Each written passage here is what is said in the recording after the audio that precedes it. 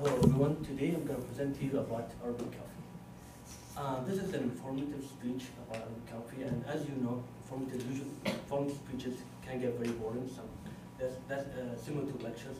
That's why at the end I'm going to ask a question. If you answer it, I'll give you this gift. Okay. Arabic coffee is something very important to the Middle East, and is part of the material culture studies. The material culture studies, it is basically, which is any culture has something objective like material, like a visual culture, something that actually presents something has a meaning to the people. People, when they see it, it presents a meaning in their head. And material culture study, usually when you study any object, you usually look at its history, what was made of, and how it developed, and what's the meaning of it to the people. Okay, there's two stories about Arabic coffee, where it developed everything. The first story usually is a shepherd in Yemen or Ethiopia. The shepherd, they say there's a shepherd, and he has a goat, and usually he found that his goats actually eat some berries, and somehow they can just stay up at night. They don't go to sleep. They get some energy. He doesn't know why. After that, somehow they developed and became Arabic coffee. And the second story is also in Yemen too. It's also from this area. Usually, historically, that area has a lot of coffee for the commodity and stuff. And the second thing is a Sufi. A Sufi is like a monk or a scholar or in a monastery thing. They usually stay up at night, like from 12 to 2 a.m. at night. They usually do some meditation, like prayer and stuff. Take them a long time. And somehow he has usual struggles, because they usually take him along. He always falls asleep. He doesn't stay up the whole process. So somehow he has a mystical dream about coffee and how we make it and do it. This is why his name. This is why there's a coffee name about him. That guy is named Al-Shadiri. That's why if you go to the Levant countries, they usually have a type of coffee called Shadiriya coffee. And remember his name.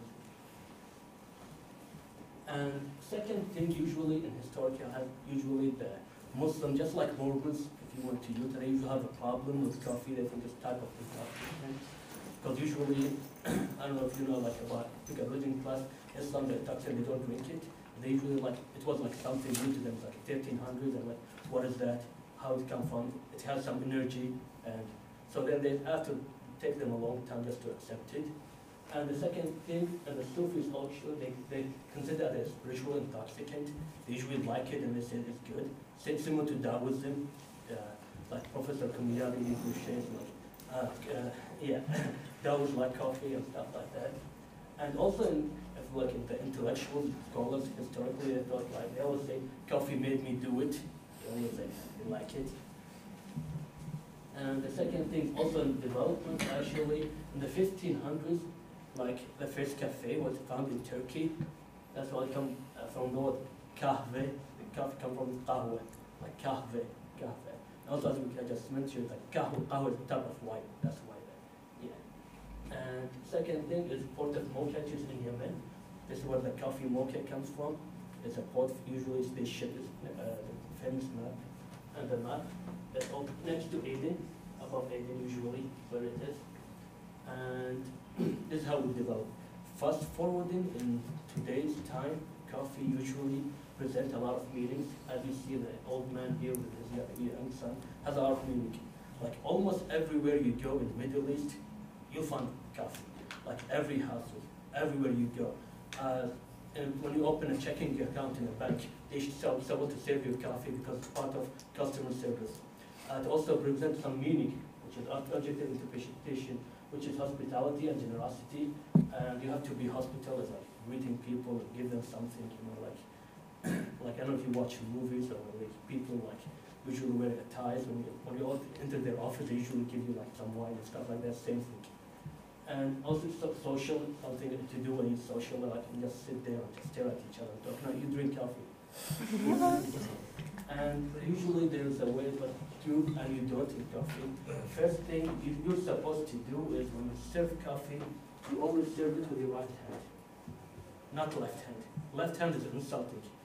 I remember a friend of mine actually went to an old man and served him coffee with his left hand, and the old man took the coffee and he just looked at him and just dropped it on his face. Like, man is young man.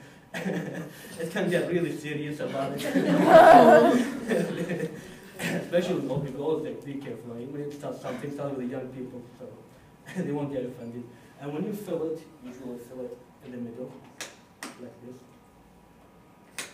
Like, not completely full. Because completely full, it means that just drink it and leave. That's it. Yeah, I mean, yeah. And when someone pour it to you, always drink it. Now drink it like all of it one time because it's really hot. And second thing, when you're done, always someone will come and serve it to you. When you're done, just shake it like this. Because if you didn't shake it, they assume that you want more. They'll pull until you figure out that you're supposed to shake it like this. If you don't want to, just raise your hand like this, thank you, or like this. This is how you do it. Yeah. And that's done. And what to do, what not to do. Okay. And how to make. Actually, I made this coffee this morning. You can take it after class right now. And the way you do it is I mix saffron with cardamom and boiled water and coffee beans and whole clove. Yeah, just mix them together and boil them. Usually, this is how it should be. Especially, most important thing is saffron. You give us a yellowish color. That's why, yeah, and give us a taste. And as I explained to you, that the Arabic coffee is from cultural studies. I guess most of you guys here are communication studies, so you're concerned about culture, and probably some of you want to be entrepreneurs, want to go business, and the school of USD usually they are global oriented school. So I think this topic is going to be relevant and important to you. And for the last part is the question. What's the name of the Sufi scholar who actually had a dream about coffee?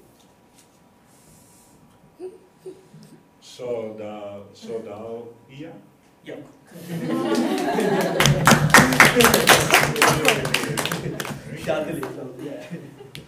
So what's the gift? Is that? It's like instant coffee.